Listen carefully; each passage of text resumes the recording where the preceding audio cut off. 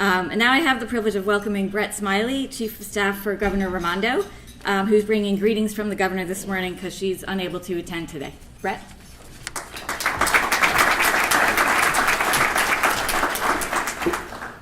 Good morning, everybody. What Rachel didn't say is that all 8 candidates in the room are running for governor now.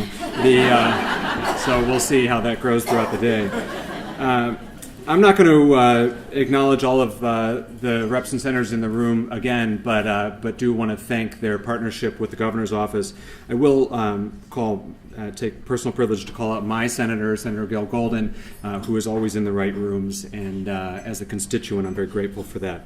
I would like to recognize my colleagues in state government and the governor's office.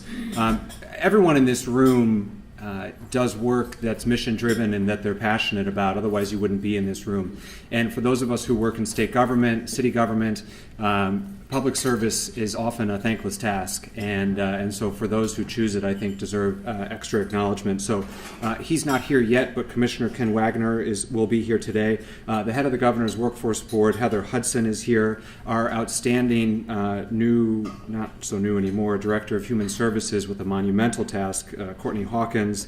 The policy director in the governor's office, who is really a true believer in the work here, Matt Santacroce, and our Commissioner of Higher Education, Dr. Brenda Dann-Messier. If we could thank the members of the governor's staff, I'd appreciate it. And I'd like to thank Rachel and Linda and the whole team at EPI for inviting the governor to be here.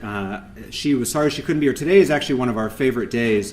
Today is the Governor for a Day, and so please follow it throughout the day. I'm sure you'll read in the press about it a little bit tomorrow. Some of you may know I'm not allowed to use social media, but for those of you who are, should follow along.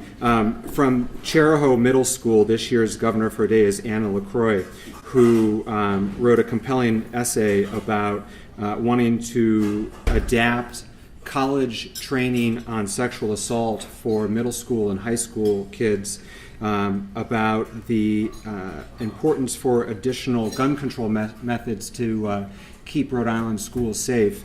And a particularly impassioned and compelling portion of her essay was about the need for equal pay. And so it's maybe no surprise why she's this year's Governor for a Day. And so that's why the governor can't be here today, but otherwise she would have loved to have been.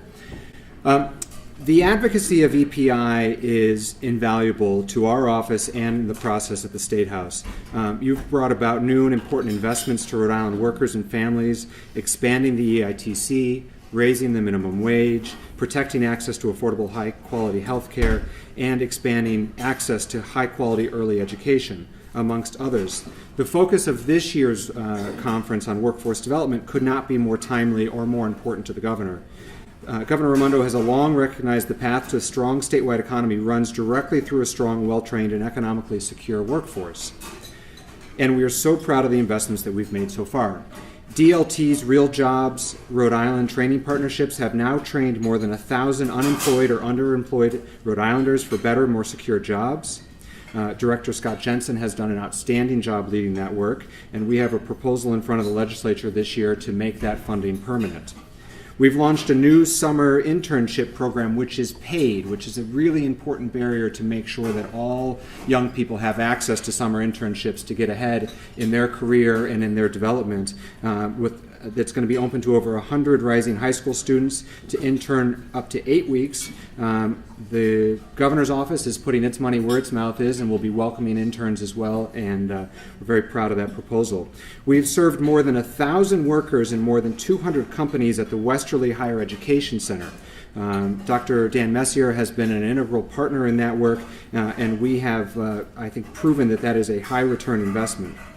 We've made a tremendous progress on college affordability. Hopefully everyone in this room knows about Rhode Island Promise, which is our program for Rhode Island high school graduates to attend the first 2 years at CCRI for free if they meet certain qualifications in terms of GPA and course load. And we have seen a 40% increase in enrollment in the first year and dramatic progress towards increased graduation rates. The cohort's not all the way through its first 2 years yet, but the early statistics are great. We are so excited by that.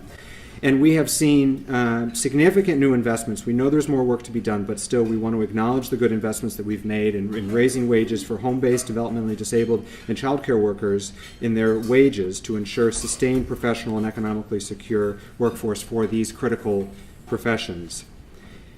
This year, we're focused on expanding and continuing a lot of that good work. As I mentioned earlier, we're looking to make permanent our funding for the Real Jobs Rhode Island training program. We're looking to duplicate the success of the Westerly Higher Education Center by creating a similar center in the Blackstone Valley. We are looking for a new specialized job training program for those recovering from opioid addiction. We see that one of the missing pieces of the puzzle for those trying to break the cycle of addiction and have a sustained recovery is a reliable employment. And then finally, we're looking to expand affordable health care funding for childcare, particularly to low-income students at CCRI, so that they don't have to worry about choosing between going to school or taking care of their kids. And that's the kind of formula that we believe is going to increase participation in the workforce, educational attainment, and reflects the governor's values.